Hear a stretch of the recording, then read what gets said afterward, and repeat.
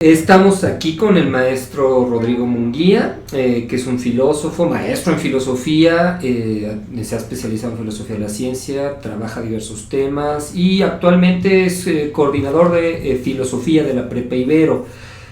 Ha dado cátedra también en la universidad y en distintas universidades, La Salle, la Ibero, etc. Nos va a hablar del tema de la mentira y el autoengaño. Adelante, Rodrigo. Así es, bueno, ¿qué tal? Mi nombre es Rodrigo Munguía, como ya lo dijo mi estimado Ricardo. Voy a platicar sobre un tema que comúnmente la gente cree que es algo, bueno, más bien que es algo cotidiano. Para empezar, voy a dar entonces una pequeñísima definición, pues digamos que un tanto de mi propia inspiración de lo que es filosofía para hablar de estos temas. La filosofía básicamente, no solamente es mi perspectiva, desde luego muchos filósofos lo sostienen, lo que hace es hacer o hablar, develar aquellas cosas que por evidentes nos resultan invisibles. Es decir, filosófico sería cualquier tema que por cotidiano, por familiar, nosotros podemos pasar por alto y en realidad no llegamos a cuestionar, ¿no? Es decir, no sé, la libertad es algo muy común, ¿no? Más bien es algo que vivimos todo el tiempo. Nuestras relaciones humanas, cotidianas, la moral, son cosas que vivimos, que pasamos por alto justo, sobre las que no reflexionamos cotidianamente, ¿no? Desde eso, bueno, hasta cuál es el sentido de nuestra propia vida. Es decir, filosófico puede ser en realidad cualquier tema, porque la filosofía tiene más que ver con develar en lo cotidiano, ¿no? Algo que nos resulta o que nos hace ruido, vamos a decirlo así. Y esto es lo que voy a hacer. Justo mi estrategia entonces es hablar un poco sobre la mentira como algo cotidiano, muy cotidiano, que de hecho lo que hace es mostrarnos un sentido de racionalidad humana muy diferente. Es decir, nosotros creemos en la verdad y en que la verdad debe ser alineada, siempre debe estar alineada al bien. Yo sostengo que la mentira no necesariamente es mala, sino simplemente es una herramienta humana más. ¿Qué es lo que comúnmente consideramos mentira? Para entrar en materia. Bueno, comúnmente la gente cree que una mentira es simplemente una falsedad dicha por una persona, ¿no? Bueno, para empezar, tendríamos que decir que se puede incluso mentir con la verdad. Es decir, la mentira ni siquiera tendría que ser falsa para ser mentira. Sí, la mayor parte de la gente cree que la mentira es una afirmación que alguien hace, quizás con la intención de que alguien no conozca la verdad. Pero no necesariamente eso es decir una falsedad. Si yo escribiera en este momento, si yo les dijera a ustedes que 2 más 2 es igual a 5, no necesariamente estoy mintiendo. Es decir, yo puedo creer que 2 más 2 es igual a 5. No por ser falso, algo es mentira inmediatamente. Entonces, si la mentira no consiste solo en la falsedad, consiste en algo más. Consiste quizás en una intención, pero eso es muy difícil, porque entonces tendríamos que ver cómo la verdad o la falsedad del enunciado que hagamos es independiente completamente de la intención. Por ejemplo, vamos a poner el caso. Imaginen ustedes que una novia celosa le pregunta a su novio, ¿ayer saliste con tus amigos? Y el novio le responde, no. Cuando él sabe perfectamente que salió con sus amigas, no con sus amigos, sino con sus amigas. Pero él le responde no. El sentido común nos diría, bueno, él está diciendo la verdad. Es decir, no está mintiendo, ¿no? Y justo aquí está el punto fino. Lo opuesto a la mentira entonces no es la verdad, ¿no? ¿Por qué? Porque en realidad la intención que él tiene al saber que su novia es celosa es evadir un problema, evitar tener un problema con ella, ¿no? Cuando nosotros analizamos un poquito más y vamos un poquito más a fondo, sabemos que entonces la mentira es tener la intención de hacer que alguien no sepa o de engañar a alguien, ¿no? Que alguien no sepa la verdad sobre algo o de engañar a alguien. Lo que él quiso hacer es evitar que ella supiera que él había salido con sus amigas. Es decir, él estaba mintiendo. La mentira se define por la intención. A pesar de estar diciendo la verdad, su intención era mentirle a la novia, ¿no? Bueno, muchas de estas cosas las podemos ver. O sea, otro ejemplo sería cuando decimos, no sé, a lo mejor Ricardo me dice, bueno, es que perdí las llaves de mi auto. Y yo, por molestar, por jugarle una broma, le digo, las dejaste adentro de tu auto. Y me río, obviamente, cuando va saliendo Ricardo a buscar sus llaves, yo me río, me empiezo a reír. Y cuando Ricardo llega a su auto, encuentra las llaves, ¿no? ¿Yo mentí o no mentí? En realidad sí le mentí. Lo que pasa es que utilicé la verdad para mentirle, ¿no? Esto nos dice que entonces la mentira no es exactamente el enemigo mortal que todos pensamos, sino quizás nada más una herramienta humana que utilizamos a veces para el bien, a veces para el mal, ¿no? O a veces con una intención buena y a veces con una intención mala. O lúdica, claro. ¿Cuál es el enemigo entonces, o cuál es más bien lo contrario de la mentira? Pues lo contrario de la mentira entonces sería la sinceridad. Sí, la sinceridad tampoco está relacionado necesariamente con lo verdadero, ¿no? Ni con lo falso, sino también es solamente una intención. Es decir, yo puedo no ser sincero pero decir verdades, o puedo ser sincero y decir falsedades, parecer sincero y decir falsedades, ¿no? Entonces, si verdad y mentira no se oponen, en realidad lo que se opone es sinceridad y mentira, ¿no? Y ambas pueden ser utilizadas como herramientas morales para diversos fines. Hay veces en que no resulta lo mejor ser sincero, ¿no? Hay veces en que no resulta lo mejor mentir. Hay veces en que resulta muy bueno ser sincero, hay veces en que lo mejor es mentir, ¿no? Entonces, bueno, creo que lo que nos hace cuestionar este tema de la mentira es, pues, desde nuestras formas de hablar, nuestras formas de comportarnos con los demás, la moralidad detrás de nuestras prácticas, y si nuestras prácticas en realidad están tan ancladas en este tipo de intenciones nada más. Y otros temas que podríamos hablar, ¿no? Como justo por qué se miente tanto hoy por hoy. Es decir, hay un escrito de Coiré que dice que nunca se ha mentido más en la humanidad que el día de hoy, ¿no? Y yo diría, incluso en este país, la mentira ya es ineficaz de tanto que se miente.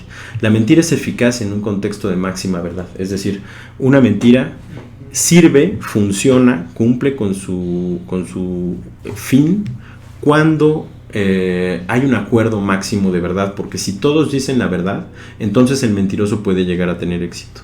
Pero ¿qué pasa si todos mienten? Si todos mienten, entonces la mentira no tiene mucho sentido, ¿no? ¿O nos lleva a qué? Pues a lo que nos lleva a lo mejor en este país, un poco a la parálisis, ¿no? Ante la duda, nosotros los mexicanos solemos hacer epogé y no actuar, ¿sí? Y es un poco estratégico. Bueno, voy a continuar ahorita con el tema del autoengaño y después voy a concluir algo sobre la mentira.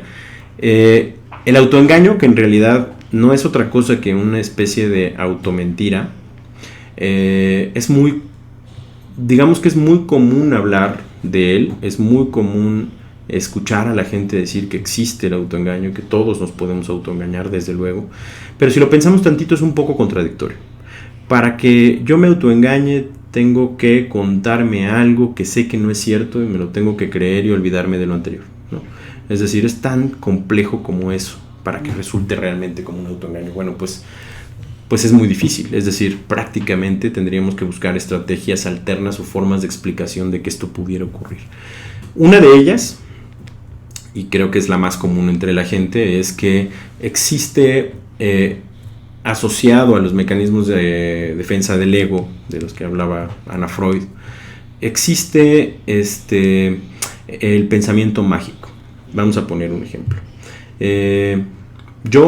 A mí me gusta mucho una chava, una muchacha, entonces me gusta tanto que creo que yo le gusto.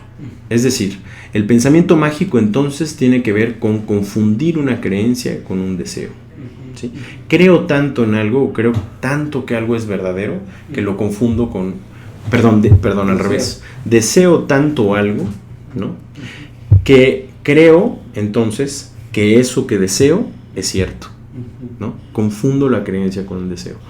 De modo que me gusta tanto esta chava que entonces creo que yo le gusto. Y de pronto se me ocurre invitarla al cine un día. Un buen día digo, bueno, voy a invitarla al cine porque sé que le gusto. La invito al cine y ella me dice que no, ¿no? Y entonces yo digo, claro, se está haciendo la difícil, ¿no? No quiere aceptar a la primera, lo más seguro es que no quiere que piense que es fácil. Bueno, pues entonces eso es lo que comúnmente creemos que es el autoengaño. Creemos que el autoengaño entonces es contarnos algo, contarnos una historia, ¿no? Quizá con el objetivo, o ese puede ser uno de los objetivos, de proteger nuestro ego, ¿no? De protegernos. ¿Qué pasa con este sentido? Bueno, pues justo pasa que no hemos logrado explicar cómo es que dejamos olvidado lo que pensábamos antes. Pongamos, o lo voy a explicar un poco más fino. Quizás yo pensaba que yo le gustaba a ella, ¿no? Quizás realmente creía que yo le gustaba a ella. El problema es que si yo realmente creía que le gustaba, entonces en ningún momento hay autoengaño, porque estoy actuando justo como una persona que cree que le gusta, ¿no? Pero ¿qué pasa si no creía que le gustaba? ¿No? Si no creía que le gustaba, entonces tampoco hay autoengaño. ¿Por qué? Porque entonces estoy actuando como una persona que no cree que le gustaba, ¿no? De modo que en realidad podríamos decir que el autoengaño sería muy difícil en este caso, ¿no? Por otro lado, tenemos o podríamos pensar que el autoengaño pudiera ser algo de lo que muchos filósofos, psicoanalistas, etcétera, han hablado, que es la mente dividida. Que exista dentro de mi mente una sección, ¿no? Platón dividía la mente en tres partes, Freud podríamos decir a grandes rasgos consciente o inconsciente, que nuestra mente está dividida de modo que una parte de nosotros sabe algo que la otra no sabe. Entonces cuando yo me cuento, o cuando yo digo que alguien dice que me estoy autoengañando, en realidad lo que está pasando es que hay una sección de mi mente que está dividida, llamémosle el inconsciente, que sabe algo que mi consciente no sabe, ¿no? Aquí nos quedaría un poco más claro y diríamos, claro, bueno, es que inconscientemente tenemos ciertos deseos que no expresamos conscientemente. Sin embargo, ¿qué pasa? El problema aquí es que o hay comunicación entre estas dos partes, o en realidad literalmente viven dos personas dentro de mí. Si viven dos personas dentro de mí, no hay autoengaño, porque entonces hay una persona que está engañando a la otra. Y si hay comunicación entre estas dos partes, entonces ¿cómo podemos decir que una está autoengañando a la otra? Es decir, entonces de alguna forma la persona que es una sola sabe dentro de ella la verdad sobre las cosas, ¿no? Entonces no la ha olvidado, entonces no se ha logrado engañar, ¿no? Entonces, bueno, de esta forma tampoco resulta explicar lo que es el autoengaño. ¿Cuál es la forma que yo considero más viable, o de la que yo podría hablar, que sería un poco más clara de autoengaño que podríamos aceptar, digamos? Bueno, pues tenemos la mala fe de Jean-Paul Sartre, ¿no? Jean-Paul Sartre le llama mala fe a esta forma de mentirse a uno mismo. Vamos a poner el ejemplo. Imagínense que yo soy un chavo de 16 años, de pronto tengo relaciones con mi novia, ella queda embarazada y bueno, pues entre la familia y nosotros decidimos que lo mejor es que nos casemos, ¿no? De pronto a mis 20 años, bueno, claro, a mis 16 años yo tuve entonces que empezar a trabajar para mantener a mi hijo y a mi mujer, y bueno, esto de la escuela y todo lo demás, adiós, quedó a un lado. Ahora lo que me importa es mantener a mi familia, es lo que toca, digamos. A los 20 años tengo otro hijo, sigo trabajando, las cosas van bien, me llevo bien con ella, y a los 30 años tengo ya 3 hijos. Y para ese momento, una mañana me despierto, volteo, la veo ella, veo mi vida, veo mi casa, y de pronto me pregunto, ¿quién estuvo viviendo esta vida todo el tiempo? ¿Cuándo estuve yo presente cuando se tomaron todas las decisiones que se tomaron en mi vida, ¿no? ¿Dónde estaba yo cuando pasó todo esto? ¿Qué es lo que está pasando ahí? Bueno, lo que está pasando ahí es que hay momentos en que nosotros solo vamos viviendo por un carril en la vida, en donde solemos no preguntarnos qué es lo que estamos haciendo y si realmente queremos hacer lo que estamos haciendo. De pronto hay una vocecita detrás que nos está diciendo todo el tiempo, esto no es algo que quieres, ¿no? ¿Qué estás haciendo? ¿Por qué estás haciendo esto? esa vocecita se empieza a volver molesta, hasta que a lo mejor un día nos despierta con la mala noticia de que ya no queremos seguir viviendo esa vida, ¿no? Y Sartre dice, muchos filósofos dicen que esto puede ser tan radical que nos puede llevar al mismo suicidio. Es decir, podríamos atentar contra nuestra propia vida por ver todo el tiempo que hemos pasado sin haber vivido o sin haber tomado decisiones. En ese sentido, ¿qué son las decisiones? Bueno, las decisiones justamente son, o más bien, yo no soy otra cosa que no son mis decisiones, ¿no? Dirá Sartre. Yo solo soy las decisiones que tomo. Y entonces tiene muchas frases acuñadas para esto. El rostro con el que uno nace es obra del azar, el rostro con el que muere es obra suya, ¿no? O no importa lo que hayan hecho con nosotros, lo que importa es lo que hagamos con lo que hayan hecho con nosotros. De manera que Sartre nos hace completamente responsables de absolutamente todo lo que hacemos. Y en ese sentido, entonces, ¿qué es el autoengaño? Pues el autoengaño justamente es alejarnos de esa vocecita que en cierta medida somos nosotros mismos y que nos está diciendo esto no es lo que debes hacer, ¿no? En ese sentido se parece mucho, por supuesto, a lo que Heidegger, en un sentido ontológico, quizá no existencial, dice él mismo, habla sobre la impropiedad o la propiedad de las acciones. Autoengañarse en este sentido sería vivir una vida impropia, es decir, estar arrojado a la cotidianidad sin cuestionarme en ningún momento por mi propia existencia o apropiarme de ella desde mis propias posibilidades, ¿no? Sino siempre hacerlo desde las posibilidades del mundo. ¿Qué quiere decir esto? Bueno, pues que yo puedo creer que simplemente soy lo que hago. Yo soy un abogado y me llamo a mí mismo el abogado y me interpreto a mí mismo desde algo que es solamente una de mis posibilidades, ser abogado o ser filósofo o ser profesor o ser lo que sea. Y en realidad abro mundo, es decir, me muevo en mi mundo solamente desde esa posibilidad, ¿no? Cuando Heidegger habla de esto, dice, bueno, pues no hay categoría moral para decir que la propiedad es buena y la impropiedad es mala, ¿no? De hecho, bueno, siempre estamos transitando de la cotidianidad y de estar arrojados en esta cotidianidad a que haya en algunos momentos o que en estos momentos en los que nosotros podemos asombrarnos o podemos llegar a la angustia, ¿no? O abrir mundo de una manera propia, que él dirá, sobre todo es cuando nos enfrentamos a la muerte, cuando nos damos cuenta de nuestra propia finitud, que entonces nos hacemos cargo desde nuestras propias posibilidades de nosotros, ¿no? Bueno, ese es el sentido, o más bien en este sentido podríamos decir que el autoengaño no es una propiedad psicológica, o no es una entidad psicológica, sino es mucho más una forma existencial, ¿no? Y es una forma existencial de abordar la vida, de vivir la vida, ¿sí? Podríamos poner miles de ejemplos y podríamos pensar en millones de casos literarios, por ejemplo, ¿no? La historia de Siddhartha, ¿no? El mismo caso de Buda, cómo se pierden de pronto y de pronto hay esta idea del despertar, ¿no? O infinidad de casos más. En sí, lo que podríamos decir es que la mentira y el engaño, ¿por qué me interesan estos temas, ¿no? En el fondo. Bueno, en el fondo considero que la mentira es una forma de lectura de nuestra condición humana que nos abre posibilidades a otras nuevas racionalidades que no teníamos contempladas. Creemos que la racionalidad es simple y sencillamente ser personas que actúan de acuerdo a fines, ¿no? Y que estos fines tienen que ser buenos, verdaderos, etc. Y la mentira es algo condenable de por sí, ¿no?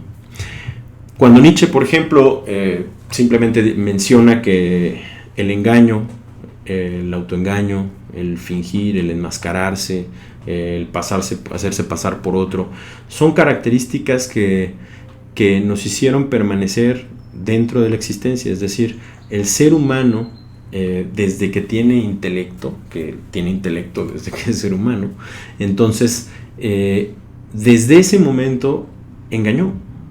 Y engañó no para otra cosa que para sobrevivir. Es decir, lo que lo mantuvo aquí frente a los grandes animales y a las vicisitudes de la naturaleza, a los que tenía que engañar, o frente a los que se tenía que proteger, o a los que tenía que cazar, y para eso generar trampas, ¿no? Generar engaños, generar formas de que no se dieran cuenta de las cosas. El engaño, la mentira, son formas de supervivencia, ¿sí? Nietzsche más bien se sorprenderá de entonces cómo llegamos a la verdad, ¿sí? Es decir, mientras nuestro sentido común, digamos, nos dice, bueno, es que entonces, ¿por qué mentimos? Nietzsche lo que dice, no, la pregunta no es por qué mentimos porque somos humanos.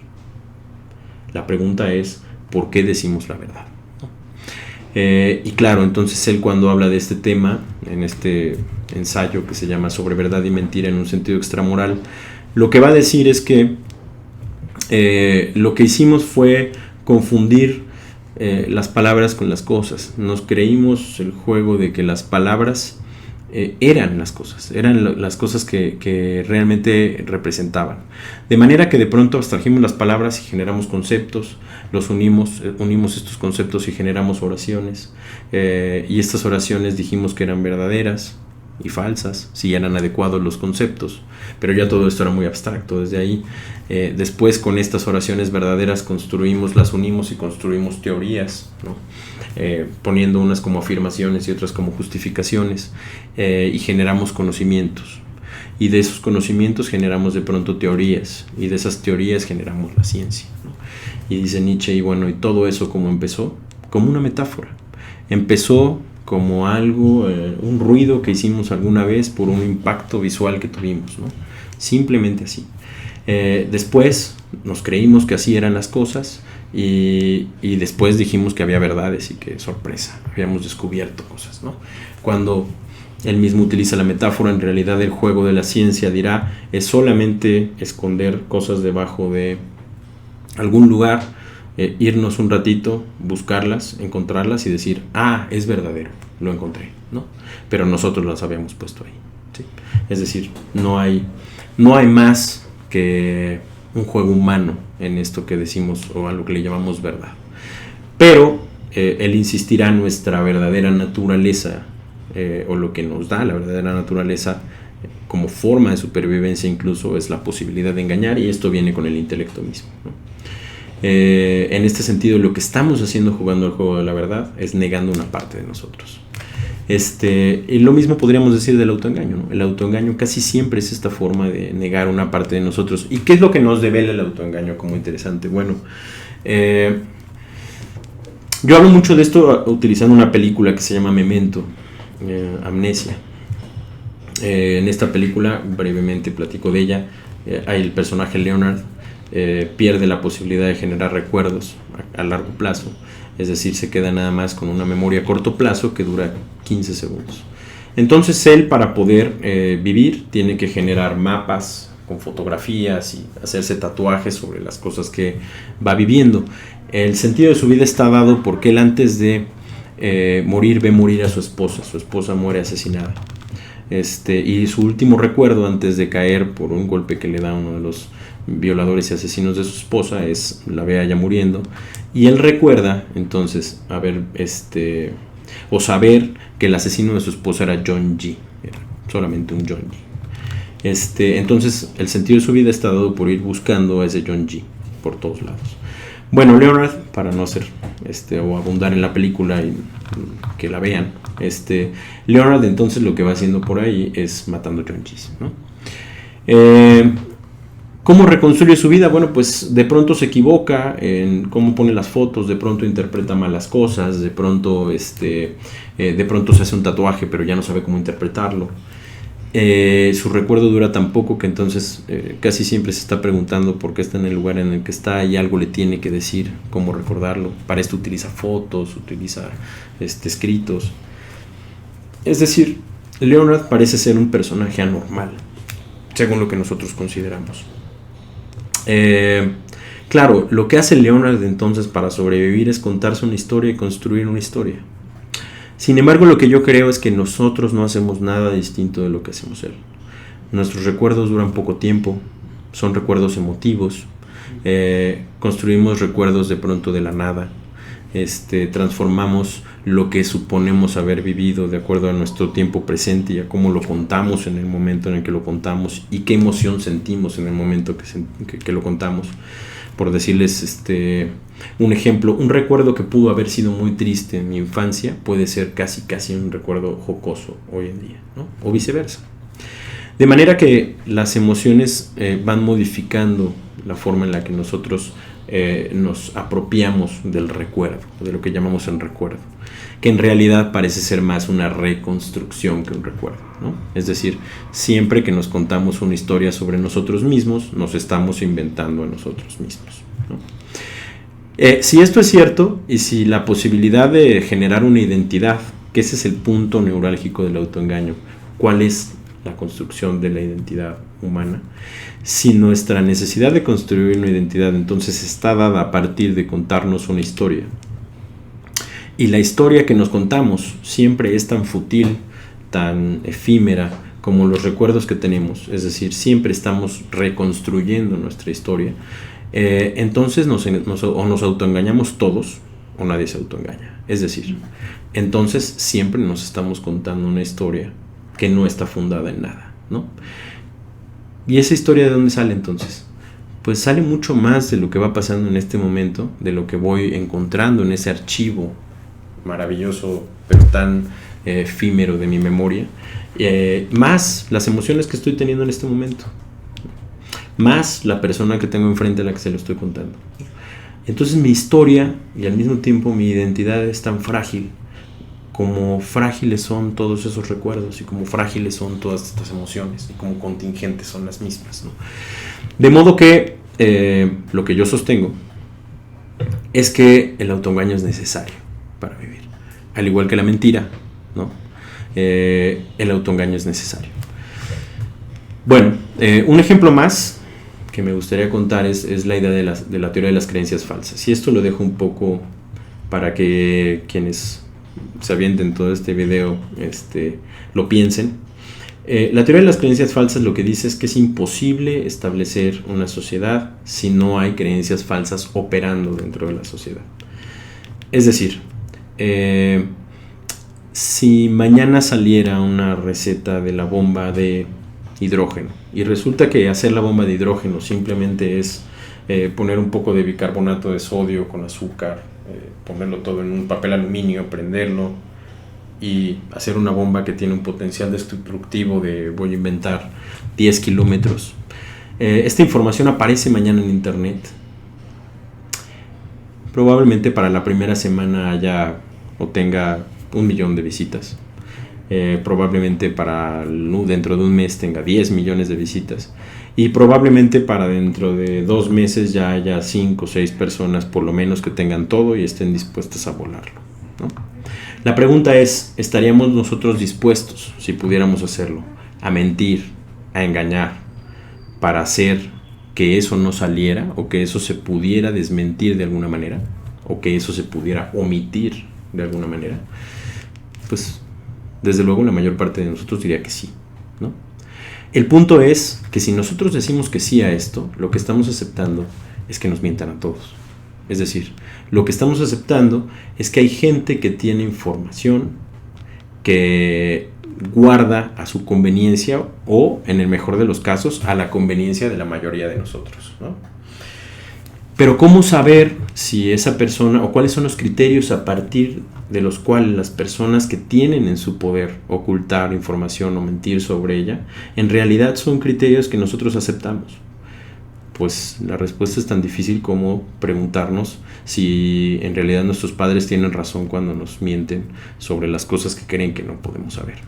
Es decir, no podríamos contestar a eso. Siempre cada quien va a tener un criterio para decir esto se debe saber, esto no se debe saber, ¿no? La teoría de las creencias falsas dirá, entonces, es necesario mentir o engañar, ¿no?, para que una sociedad pueda operar. Si alguien tiene una respuesta, un argumento para decir que hay mejores formas de establecer una sociedad o que una sociedad puede operar sin mentiras, pues podrían escribirle a Ricardo o podrían sacar un video contestando o diciendo argumentos para contradecir esta teoría o para ver cuál es la forma o la ordenación a partir de la cual una sociedad puede subsistir con todas estas verdades operando, ¿no? Sobre todo en estos momentos. Ahora, ya casi para concluir, lo chistoso es que en nuestras sociedades democráticas, una mentira por parte de un gobierno es un autoengaño. ¿Por qué? Porque si en realidad vivimos en una sociedad democrática, el gobierno somos todos, ¿no? El gobierno es el pueblo. Y entonces si el pueblo se está mintiendo, o más bien si el pueblo gobierna y el gobierno miente, entonces el pueblo se está engañando a sí mismo, ¿no? Entonces una mentira en un gobierno democrático es un autoengaño de la sociedad. Y así lo vivimos, eso es lo increíble. En realidad sí, lo que está pasando es que las personas que nosotros pusimos, o muchas de las personas que ponemos a representarnos, ¿no?, están mintiendo en nuestro nombre y por nuestro beneficio. Es decir, nos estamos autoengañando, porque nosotros mismos sabemos o aceptamos que esas personas controlen ciertas verdades y nos la den a como nosotros, a como ellos decidan que nosotros tenemos o podemos saber esto, ¿no? Claro, vivimos en sociedades paternalistas, vivimos, y eso lo reproducimos desde casa, vivimos en sociedades en donde nosotros depositamos en otras personas la responsabilidad sobre las cosas que a lo mejor nos tocaría hacer a nosotros mismos, ¿no? Eso es lo trágico, y eso es realmente lo que conflictúa de decir que no es posible el establecimiento de una sociedad sin mentira, ¿no? Lo trágico es decir entonces, bueno, pues entonces nos estamos autoengañando todo el tiempo, sabiendo que las personas que están arriba de nosotros nos están mintiendo. No es mentira, es autoengaño.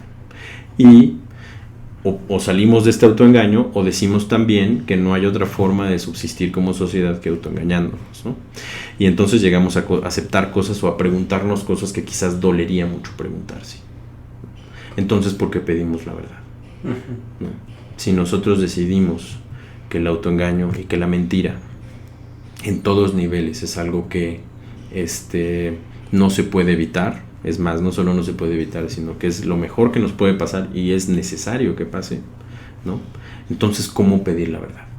¿O qué es lo que debemos buscar para un gobernante? ¿El que nos mienta con los mejores criterios?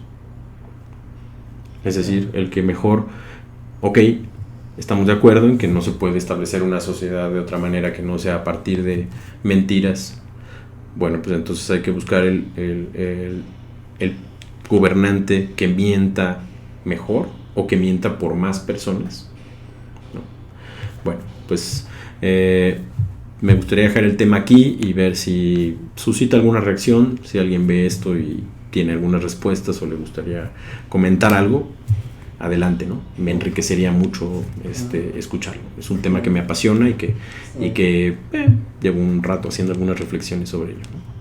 Entonces, bueno, pues te agradezco mucho, Ricardo, y pues estamos a tus órdenes cuando gustes.